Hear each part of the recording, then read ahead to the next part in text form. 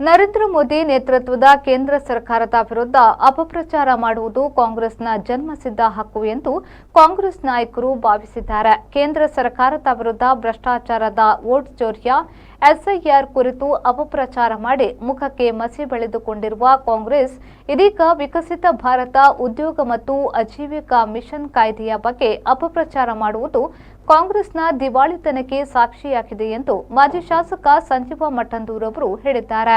ಸುದ್ದಿಗೋಷ್ಠಿಯಲ್ಲಿ ಮಾತನಾಡಿದ ಅವರು, ಕೇಂದ್ರ ಸರ್ಕಾರ 1977ರ ದಶಕದಲ್ಲಿ ಜನತಾ ಪಾರ್ಟಿಯ ಪ್ರಧಾನಿಯಾಗಿದ್ದ ಮೊರಾರ್ಜಿ ದೇಸಾಯಿ ಅವರು ಕೂಲಿಗಾಗಿ ಕಾಳು ಯೋಜನೆ ಜಾರಿಗೆ ತಂದರು.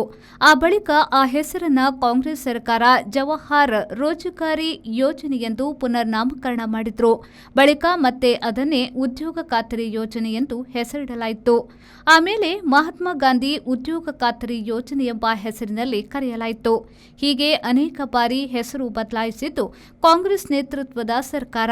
ಆದರೆ ಇದೀಗ ಕೇಂದ್ರ ಸರ್ಕಾರ ಸ್ವಾತಂತ್ರ್ಯ ಬಂದು ಈ ದೇಶಕ್ಕೆ 100 ವರ್ಷ ಆಗುವ ವೇಳೆ ಪ್ರತಿಯೊಂದು ಪಂಚಾಯತ್ ವಿಕಸಿತ ಪಂಚಾಯತ್ ಆಗಬೇಕೆಂಬ ನೆಲೆಯಲ್ಲಿ ಯೋಜನೆಯಲ್ಲಿ ಒಂದಷ್ಟು ಪರಿಷ್ಕರಣೆ ಮಾಡಿ ಹೆಚ್ಚು ಪರಿಣಾಮಕಾರಿಯಾಗಿ ಪಂಚಾಯತ್ ಮಟ್ಟದಲ್ಲಿ ಅನುಷ್ಠಾನ ಮಾಡುವ ನಿಟ್ಟಿನಲ್ಲಿ ವಿಕಸಿತ ಭಾರತ ಉದ್ಯೋಗ ಆಜೀವಿಕಾ ಮಿಷನ್ ಕಾಯ್ದೆ ಜಾರಿಗೆ ತಂದಿದೆ.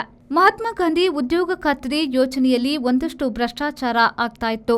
ಗ್ರಾಮೀಣ ಭಾಗದಲ್ಲಿ ಅದು ಪರಿಣಾಮಕಾರಿಯಾಗಿ ಅನುಷ್ಠಾನ ಆಗುತ್ತಿರಲಿಲ್ಲ. ಇದನ್ನ ಮನಗಂಡು ಯೋಜನೆಯಲ್ಲಿ ಬದಲಾವಣೆ ತಂದಿದೆ. ಹಿಂದೆ ಉದ್ಯೋಗ ಸೃಷ್ಟಿ ಗುರಿಯಾಗಿತ್ತು. ಇವತ್ತು ಬದಲಾದ ಯೋಜನೆಯಲ್ಲಿ ಗ್ರಾಮೀಣ ಉದ್ಯೋಗ ಸೃಷ್ಟಿ ಮಾಡಲಾಗಿದೆ. ಹೀಗೆ ಹಲವಾರು ಉತ್ತಮ ಪಾರದರ್ಶಕ ಯೋಜನೆ ತರಲಾಗಿದೆ ಎಂದು ಅವರು ವಿವರಿಸಿದರು. 2047ಕ್ಕೆ ಈ ಭಾರತ ಒಂದು ಸೂಪರ್ ಪವರ್ ನೇಷನ್ ಆಗಬೇಕು ಅನ್ನೋದ ದೃಷ್ಟಿಯಿಂದ ಈ ದೇಶದ ಪ್ರಧಾನಿಯವರು 10 ಕಾರ್ಯಕ್ರಮಗಳನ್ನು ತಂದಿದ್ದಾರೆ.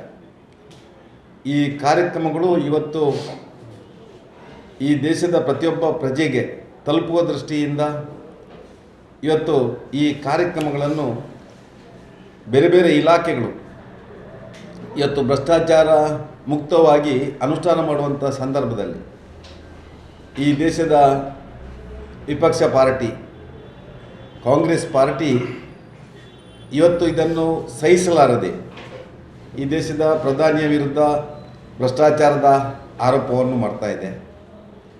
ಅದೇ ರೀತಿಯಲ್ಲಿ ಈ ದೇಶದ ಚುನಾವಣಾ ಆಯೋಗ ಇವತ್ತು SIR ಮಾಡಬೇಕಿದ್ರೆ ಅದರ ವಿರೋಧ ಮಾಡುವಂಥ ಕೆಲಸವನ್ನು ಮಾಡ್ತಾ ಇದೆ. ಚುನಾವಣೆಯಲ್ಲಿ ವೋಟ್ ಚೋರಿ ಆಗಿದೆ ಅಂತೇಳಿ ಇದರ ಬಗ್ಗೆ ಆರೋಪವನ್ನು ಮಾಡ್ತಾ ಇದೆ.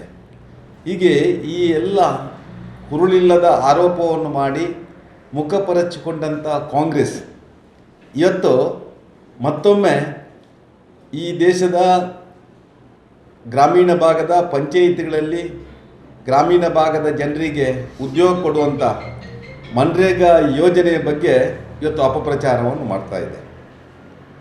ಈ ಮನ್ರೇಗಾ ಯೋಜನೆ ಪರಿಣಾಮಕಾರಿಯಾಗಿ ಅನುಷ್ಠಾನ ಆಗಬೇಕು, ವಿಕಸಿತ ಗ್ರಾಮ ಪಂಚಾಯಿತಿಗಳು ಆಗಬೇಕು ಅನ್ನೋಂಥ ನೆಲೆಯಿಂದ ಈ ದೇಶದ ಪ್ರಧಾನಿಯವರು ಇವತ್ತು ಆ ಮನ್ರೇಗಾಕ್ಕೆ ವಿಕಸಿತ ಭಾರತ ಉದ್ಯೋಗ ಮತ್ತು ಆಜೀವಿಕಾ ಮಿಷನ್ ಅಂತೇಳಿ ಹೆಸರನ್ನು ಇಟ್ಟಿದ್ದಾರೆ. ಈ ಒಂದು ಉದ್ಯೋಗ ಖಾತ್ರಿ ಯೋಜನೆ 1977ರಲ್ಲಿ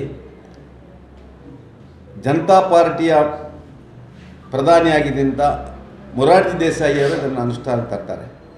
1977ರಲ್ಲಿ ಬರ್ತದೆ. ಆಗ ಕೂಲಿಗಾಗಿ ಕಾಳು ಯೋಜನೆ ಅನುಷ್ಠಾನ ಆಗ್ತದೆ. ಆ ಕೂಲಿಗಾಗಿ ಕಾಳು ಯೋಜನೆಯನ್ನು ಇದೇ ಕಾಂಗ್ರೆಸ್ನವರು ಜವಾಹರ್ ರೋಜ್ಗಾರಿ ಯೋಜನೆ ಅಂತೇಳಿ ತರ್ತಾರೆ.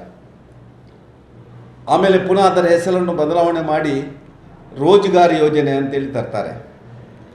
ಆ ರೋಜ್ಗಾರ್ ಯೋಜನೆ ಹೆಸರನ್ನು ಬದಲಾವಣೆ ಮಾಡಿ ಮಹಾತ್ಮ ಗಾಂಧಿ ಉದ್ಯೋಗ ಖಾತ್ರಿ ಯೋಜನೆ ಅಂತೇಳಿ ಈ ಕಾಂಗ್ರೆಸ್ 4-6 ಬಾರಿ ಹೆಸರನ್ನು ಬದಲಾಯಿಸಿ ಆ ಯೋಜನೆಯ ಸ್ವರೂಪವನ್ನು ಬದಲಿಸಿ ಇವತ್ತು ಈ ಒಂದು ಯೋಜನೆಯನ್ನು ಗ್ರಾಮೀಣ ಮಟ್ಟದಲ್ಲಿ ಅನುಷ್ಠಾನ ಮಾಡುವಂಥ ಕೆಲಸವನ್ನು ಮಾಡಿತ್ತು.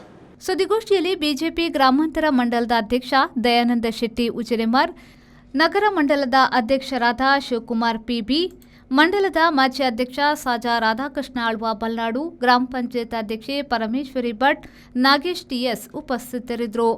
ಅನೀಶ್, ವಿ4 ನ್ಯೂಸ್, ಪುತ್ತೂರು.